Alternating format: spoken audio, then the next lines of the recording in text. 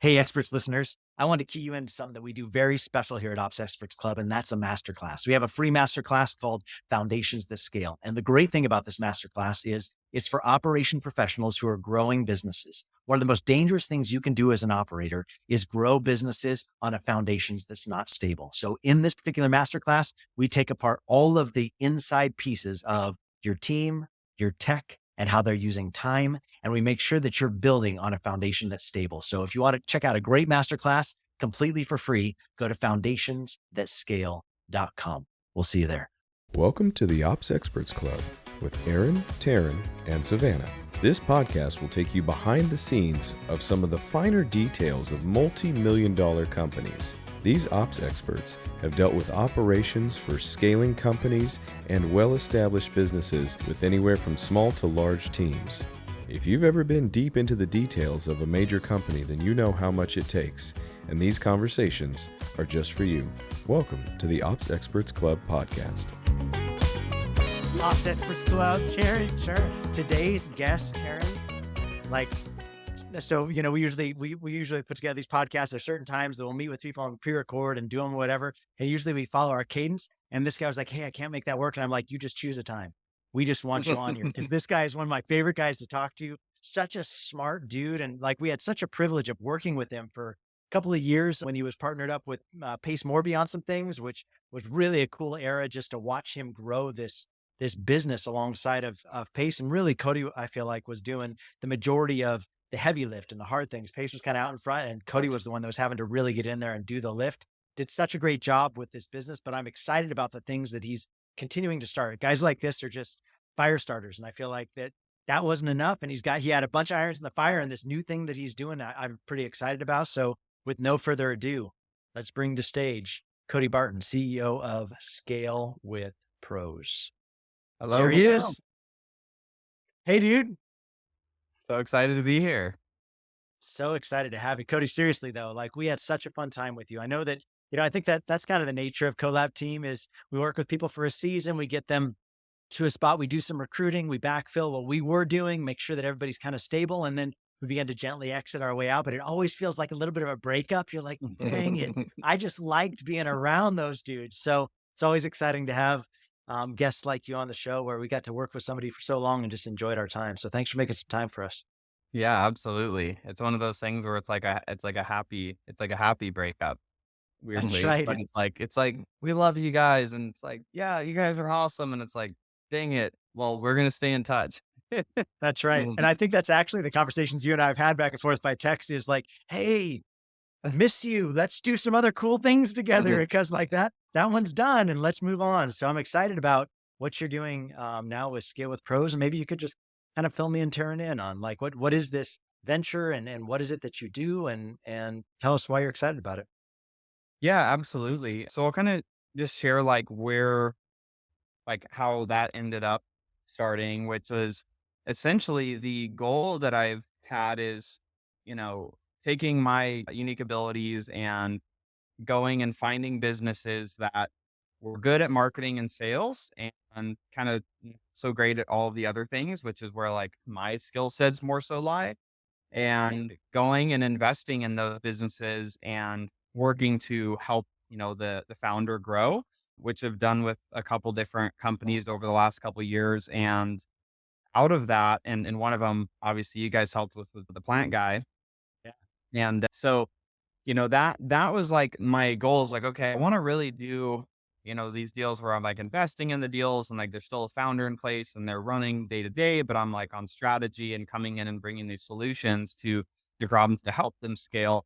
And that is really the goal. And so where Scale with Pros more so came about was, okay, well, with the end goal of I want to invest into deals and help people grow and be a partner to them in their growth. Scale with Pros really just becomes our training ground to work on even more companies, and also to be able to, in the real estate world, which is a lot of my background, we would cherry pick the best deals out of deal flow that we're working on. And so really the consulting, business and kind of the education business behind Scale with Pros is, all around more of the people process and, operational type elements of business and the finance side. and being able to bring those unique things to the right partners and be able to invest in their companies and bring those, special talents for me and my team to be able to help them grow. And I've just learned that, that can be a really great source of deal flow for the investing. And it creates a Yeah. dating period, which is nice, where you can see it, like, hey, are you guys crazy? Or, are we going to have not a great time if we just jump into this thing together? Like we get to have like a test period of like, hey, we're going to help them with some stuff and let's see how well that goes as far as on the relationship standpoint. And it allows us to, know, okay, would this be someone that maybe we want to partner with, or maybe offer to invest in their company? And so that is my selfish reason for Scale with Pros existing. But the unselfish side is I love small business, and I love, business owners that are in that like 500K to 3 million a year range, that are just grinding it out, trying to figure out, how to keep the wheels on the things, and working with them to work through those problems that come up after marketing and sales they realize isn't everything. And so that's where the fun begins. And so yeah, that's, from the side where we're actually, serving the clients, like that's what we're actually doing is, through education and, some done with you services. That's what we're doing. But, the end goal is the right ones for us, that we can, become a bigger part of what they're doing for a little bit longer term period. Wow, that's so cool. And do you have a team that you're working with? What's that looking like on you practically? Yeah, so the team from, the main jam for me is like the people side, like leadership, operations and finance. That's where we want to stay. And so I have, you guys know Ben, our CFO. We have Adriana, our head of operations. We have Alexander, our HR manager. Then we have like some supporting staff in those departments. And so, that's essentially the team that's serving these different businesses. And so that's been super fun. And so it's fun like playing in those areas where, it's not like the sexy side of business. And obviously it's like what you guys do too, right? In the sense Yeah. of like, it's, hey, like once marketing and sales you realize isn't everything to make your business operate and not be a freaking train wreck mess, you realize all this other stuff's important. And so it's really fun digging in with people and working on those areas of the business. And I think for me, a big part, which the leadership side, like I love helping leaders, like helping them groom into better and better leaders, and lead their people, and like growing the layers of leadership. Like that's super super fun to see and really rewarding to watch too. Yeah, I know. When I think the plant guy is a great example. And I remember when you said this was the way you were going to start going, and obviously you and Pace had done so much with real estate. And like, I think people can start to like pigeonhole you into, oh, this guy just does real estate, instead of realizing, no, no, no, our real estate is a piece of the pie that Cody does. But the beauty is that he has this bigger mind. And when you were talking about that whole element of like help it coming alongside of businesses with the thought of, could we partner on some things? Could there be some investment opportunities? I think I like the plank, I thought was such a great thing that you guys were looking at and evaluating, because Matthew's such a genius, dude. The guy is so freaking brilliant at what he does. And he's such a Hmm. unique offering of the kinds Yeah. of things that guy can make out of plants. And like, and the offering is like the limit was to the sky. But like you were saying, like the team wasn't great at some of the things that you really need to be able to scale. So for you to be able to come in alongside and say, hey, could we just own that space for you? Could we just come in and plug in some systems that actually work for you, so that you don't always feel like your hair's on fire as a creative? Like he just wants to keep creating. The last thing he wants to do is go dick around with a bunch of stuff that aren't his expertise, that's not what he Hmm. feels like his brilliance is. And to be able to come and complement that and say, hey, we'll hold space here and let you continue just to do the things that you kick ass at, and let us do the things we kick ass at. And then let's see if we're going to play nice together, and let's see if this could be something that could be a long-term relationship. I think is so smart. I think it's so good. Yeah, I think for me, like self-realization is like working in the different businesses and like realizing the things that we just really love to do. And it's like it's tempting to want to almost like tell people like, oh, maybe we could help them with marketing. Like the team's like, well, maybe what if we could help them with marketing? What if we could also help them with sales? I'm like, we're gonna help them with their people. We're gonna help them with their operations and their finance, and that's Yeah. that's what we're gonna help them with. And we're gonna find, we just we're just going to have referral partners for marketing. And if they need help with sales, and we'll give them to them, and we're going to stay in our lane and just do what we do and just keep getting better at what we do. But Matthew is definitely a prime example. That one's been such a learning curve for me in so many ways where, we grew, I guess, just a couple updates for you guys on Plant Guy, because I'm sure you don't always hear like what's happened like years down the line after, because you guys were working with us for a while there. And so Plant Guy in 2023 and it was like just over 3 million, like 3.1, 3.2. And last year we ended at just under 4 million. So had some good growth, tons of growing pains. My gosh, all the growing pains of, figuring out things. And, we took that business online and selling on Shopify and stuff. And so this year we're off to a really great start. And so it's really cool. And we're thinking that we'll probably land somewhere around five to a little over 5 million this year. So just, steady growth. That's what we can ask for and that we're shooting for. So, but yeah, it's been such a learning curve for sure on that one. Yeah. What do you think are some big moments, some big key takeaways you'd share with people? Oh man. So I would say everything's going to take significantly longer than you expected to. And to really just be cautious about just change management overall. You could have an idea for 20 different changes that all might be good, but it doesn't mean they all are good right now. Right. And so I think that, some learning curves with us is where their team is a little bit older on age side, and no offense, but sometimes technology doesn't jive as much. Right. And so like we're there, for the audience listening, it's like, this is a company that didn't have a CRM. Like, when we said the word, the letter CRM, like Matthew's like, is that a disease? Like, what is that? CRM? What do you mean? Like, it's like, so this is a team that was not tech savvy, everything was on paper, and like doing this remote too. It's like, they're in another state, we're in another state, and, getting them to adopt technology, it was like, it took so long to be able to get those adoptions there. And so I think that, those were some big things. And I think on the changes, really just being able to analyze what are going to be the biggest movers for the business in the shortest period of time. And then it's just like, okay, let's tackle those as best we can in that order, so we can make the biggest impacts in the shortest period of time, and then just keep working our way through the changes we want to make. But just having to be okay with it's just going to take longer to roll out everything you want to, for us, especially, it's like when you come into a business and you see all these areas of opportunity, you're like, oh, we could do this and fix that and fix this and fix this thing over here. It's like, yes, that's all true, but like, let's just focus on what is the biggest priority that'll make the biggest impact in the shortest period of time. And let's do that. And then just keep working our way through. So I would say that Aaron is one of the biggest things, is just, I think we were trying to change too much too quickly there, which caused it to take even longer. And we should have just said, okay, let's take this one thing and get this right and get it dialed in, and then we'll go to the next thing. Even though we don't want to have to wait to do that. It's just the right thing to do, I think. What do you feel like your filter for that, making that decision? Is it what you just gave us right there? Like, what's going to be the biggest impact in the shortest amount of time? Or are there certain things that you're like, hey, let's solve for this? I'm sure that you're a guy who understands money. You're a guy that understands compounding money. You're a guy that understands like compounding opportunities. Yeah. And so I'm sure that your mind can go there first on, right? Like, how do we start making the most amount of money that's potentially possible? But there could be some pretty big, like, trip hazards, right? That on the ascension to making more money, like, could actually cause you to begin to lose money if you're not careful to get some of those things out of the way. So do you have a filter of how you figure that kind of stuff out?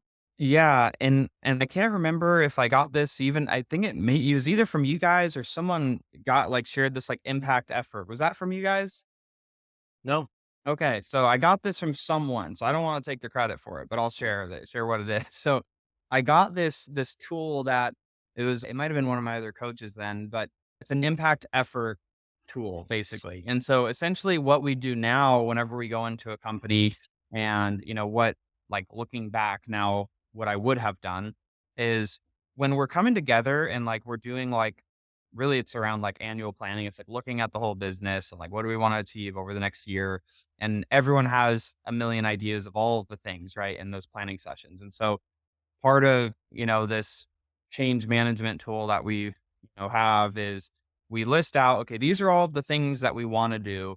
And then we essentially go through them and we look at them on an impact scale, and we kind of have them like weighted by, is this something that's going to drastically increase revenue, drastically maybe decrease expenses, from like a big impact? Cause like to me, like as a CEO, like impact is it going to drastically increase revenue, decrease expenses? Like that's the biggest impact that I'm going to see in something.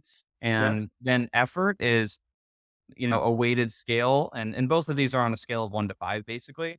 But effort is, okay, is this something that could be done today? Or is this something that could be done this week, this month? Is it going to be a couple months? Is it going to be a rock like for a quarter? Yeah. Does this involve multiple departments?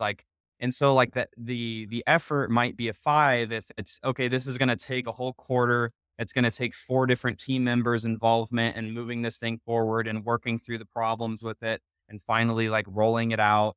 That might be a 5. Whereas like, oh, like it could be done by one person and they could get it done this week. Well, we should just do that and just like, let's just have Bob get it done or whoever get it done this week. And that's a good, a good thing to just attack. And so we'll kind of consolidate all of those things. And maybe there's 10, 15, 20 things that make it on this list of like all of the things we want to do. And we kind of like rearrange them based on, okay, the highest impact, lowest effort. And then we see, okay, who could we just assign some of those ones to? And just like, hey, can you just get that done this week? Can we just get this done this week? And, start attacking those. And then the bigger ones, then we look at those as, probably going to roll into something that's going to be a rock for a quarter, or it might be an annual, just part of, hey, this year, like it's going to take the whole year to roll that out. And so that's just what it's going to take. So it kind of just helps us like filter through to get things done fast that we can to make an impact, but then also be realistic on, okay, some of these things aren't going to be that fast. And there's a lot of people involved and a lot of moving pieces and trial and errors that are going to have to happen and approvals and all that stuff. Yeah, I've seen that tool, but there was a number in the middle there where it said, what's your confidence of the impact? So that was like a third weight to it, because you might think it's going to have a big impact, but how confident are you that it's going to have a big impact, Oh, Interesting. I like that. That's The good. confidence And of the then, impact. and then if you did it that way, then you could be whoever's suggesting, right? Because you have everybody that brings their ideas to an annual planning session like that. Then you like whoever's bringing it in, who's bringing that much of a buy-in, they've got to give the confidence meter where they're like, hey, I'm this confident that we can move that, or I'm this confident on what that's going to yield. And that way they demonstrate the ownership too. Cause then you're like, wait a minute, we only took this on because you gave us a confidence of this kind of a rating. So now that we're midstream, what's going on and what's changed? I like that. I think that's smart. Interesting. I'm literally making a note. I'm like, I got to look at Confidence metrics. confidence metric. Cause it's like, as a group, as a collective, we usually will like, friendly, constructive conversation of like, I think it's a 5, and someone will be like, no, I don't think it's a 5 because of this or that. It's like, oh, okay. Well, I see your point on that. So that's usually how we kind of talk through it. But I like that confidence one. So it's like, oh, you think it's going to be that big of a deal? Well, let's move it up, but you're going to own it.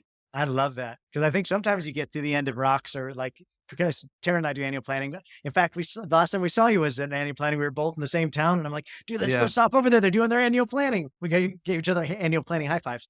But anyway, I think that when it comes to a lot of times, Tara and I building the list, like the last one we just came out of, we're like, holy hell. Like there's so many issues on this. Like there's so many rock ideas. There's so many issues. Like there's so many pieces. We go a million directions that we actually had to say, okay, hey, listen, it feels like a lot that's gone up on this board actually are departmental. So can we just take a quick pause, and department leaders, will you ask yourself, like, is this something that really should be managed within your department level L10? And then this isn't really a leadership level 10 conversation, or a leadership like annual planning rock party. This is more department level. And it was crazy because as soon as we did that, like 75% of the board went away. You know what I mean? It was like they came, and we do it on sticky pads where it's like everybody has their own sticky pad and they write on the sticky pad what it is. And then we go put it on the board based upon color. And then you can kind of organize a little bit that way.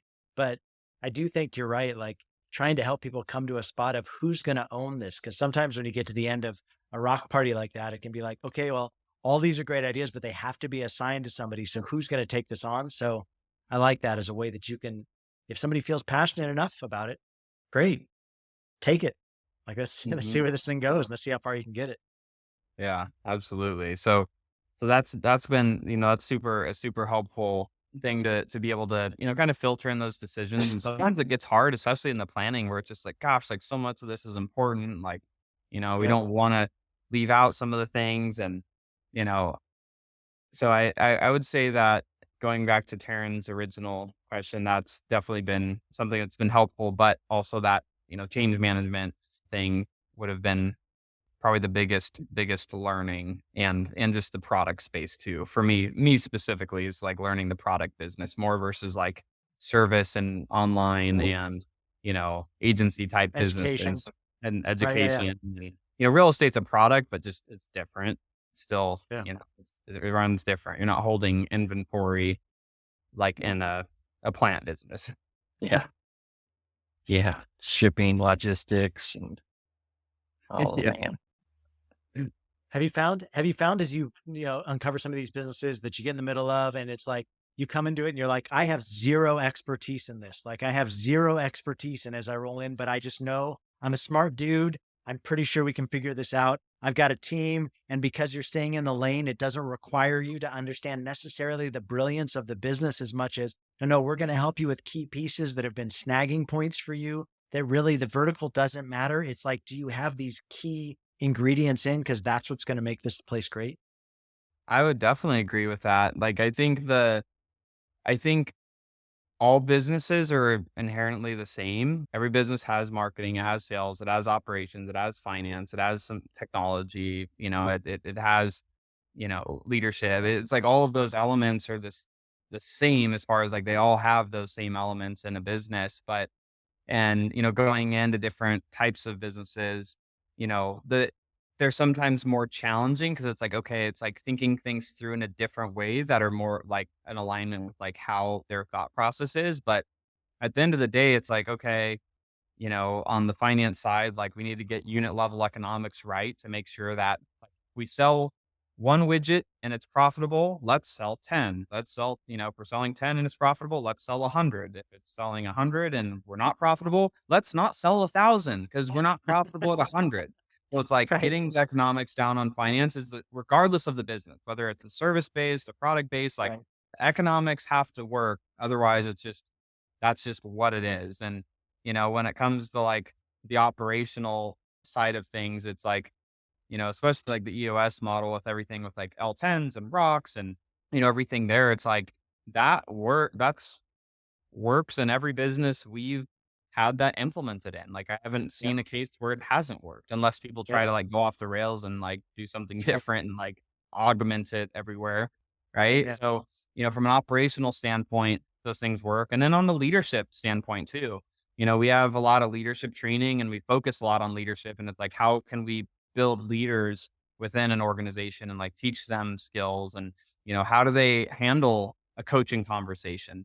There's different types of frameworks that will teach, the different leaders and understanding when they're coaching, like one of just like a simple framework. And it's like, whether they have a technology company, whether they have, and whatever, a marketing agency or, so I have this framework, and it's like, okay, like on the leadership side, it's like, who are you talking to when you're coaching?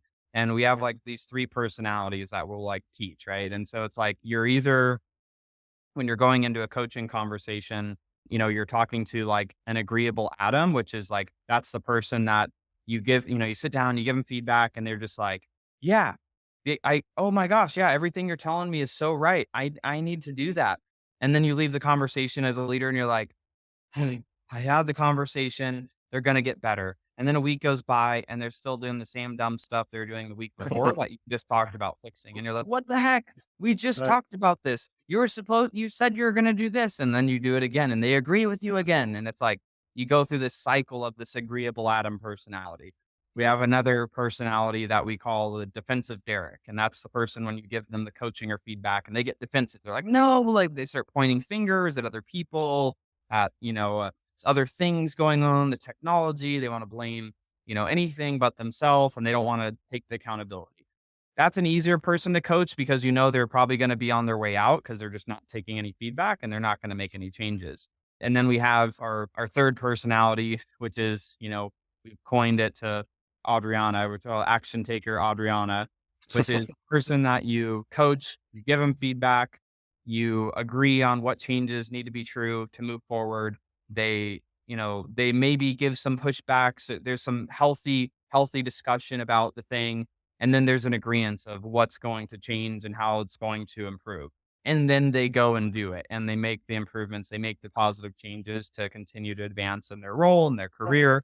And so like things like that, it doesn't matter what type of business. It's like you're coaching either a defensive Derek, an agreeable Adam, or an action taker Adriana. And it's like, I don't really know too many other personalities that like from like using that as like a framework, right? So there's just these frameworks from like operations that they just work, and like some leadership concepts that as long as they're human, they work. And so there's those elements that you have to like tailor to their specific business, right? That have some different things, but overall, they're pretty much the same, which is interesting. And I don't know what your guys' experience has been on that, but I know for me, it's taken on working with certain people with super unique businesses. I'm like, I'm pretty sure we're going to be able to figure this out and help them, but we're going to figure it out together. And then it's just like, oh, it's the same problems that are in every other business. Yeah, that's always the best client to onboard into. It's like, oh, it's the same thing, just a different title. Yeah. Yeah. And I think, different.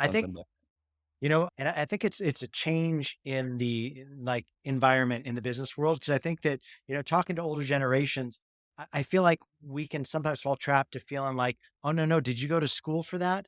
Or like, how long have you been in this industry? Or like, you can get really pigeonholed into like old mindsets of, no, I don't need to be in this industry for very long to identify that's a problem. Like I can come in and just come and just objectively have a conversation and tell you the three probably biggest things that you're facing just by having a conversation with you, even if I don't have to understand the industry. And honestly, like for me, what I'll tell our clients a lot of times is I don't need to even know your shtick. You know what I'm saying? Like, I don't want to consume your content. I don't want to go through all your funnels. I don't need to see all those things to be able to come alongside you and help in the ways that we help. You remain the industry expert. Like you're the one that's the expert in this. Let us help some of the things that we see that are just trip hazards. Because a lot of these folks, it's like behavior patterns, or it's like things they've done when they were much smaller, but now it just you can't scale built like that. Like we're going to have to make some shifts. And then like you were saying, like, what are the pieces that we can come in and we can be the industry experts on implementing this new piece of tech or this new way you're using your time or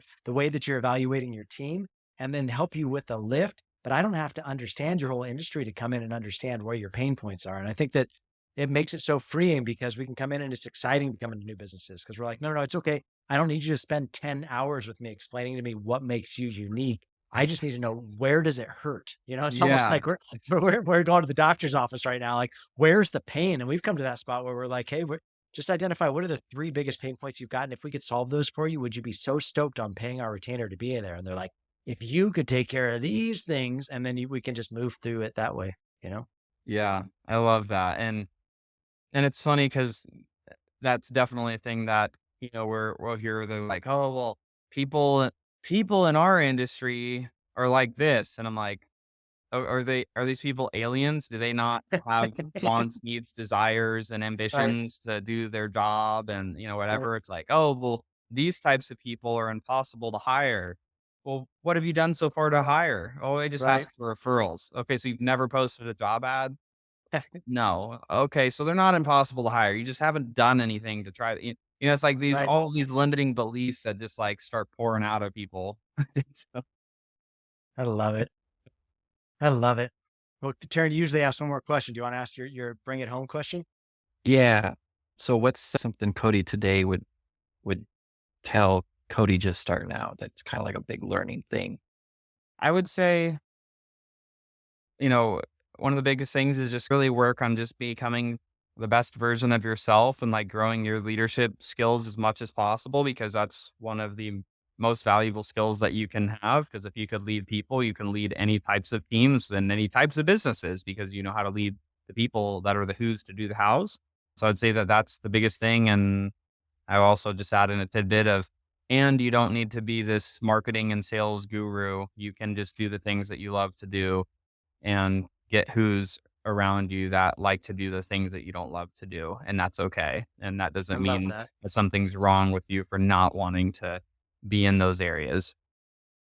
So Wow. good. So smart, dude. I love that. So true. Like, you don't have to be the answer for everything. You just have to be the guy that recognizes you're not the answer for everything. Stay in your lane, be good at what you do, and find people around you that compliment you on where you can use extra smart people in the room. Like Tara and I came off a call just earlier today, and I invited a couple extra smart dudes to be in the room because they were experiencing a pain point. And I'm like, I just need a couple other smart dudes in the room so we can have some good round robin conversation. And by the end, I felt like we were in a totally different spot than we were at the beginning. And that's just understanding your limitations, what you're good at, what you're not good at, and bring in other experts into the room. So I love that. Cody, if people want to work with Scale with Pros, if people want to work with you, how can we send people your direction? Yeah. So, I mean, biggest place, I mean, people can go to scalewithpros.com or, can check out, I put out a lot of free, just teaching people literally a lot of the things that we've learned on scaling businesses to lots and lots of millions of dollars a year for free on YouTube. So also lots of stuff there, but otherwise just scalewithpros.com. I love it. Brother, seriously, I feel like we could do 5 more sessions with Cody Barton. So we might be knocking on your door a little bit down the street, but thank you so much for making time. Really good to catch up. Really excited about what you're in the middle of. And I hope we get to work together again real soon. Yeah, absolutely. Me too. Love you guys. Appreciate you guys. Absolutely. And Ops Experts, thanks for tuning in today on the podcast. Hope you enjoyed our time with Cody. Check out his stuff, man. Scale with Pros, something every business needs. And so I'd highly recommend you check out scalewithpros.com. And we'll see you next week here on Ops Experts Club. Have a great week. Woo. Thank you for tuning in to the Ops Experts Club podcast. New episodes available every week on Spotify, iTunes, and everywhere you listen to podcasts. If you're curious about how some of the biggest names in entrepreneurship have scaled their businesses to the next level, check out some of our best content on this topic by going to foundationsthatscale.com. You can find the link in our bio and do your part to improve as an ops expert.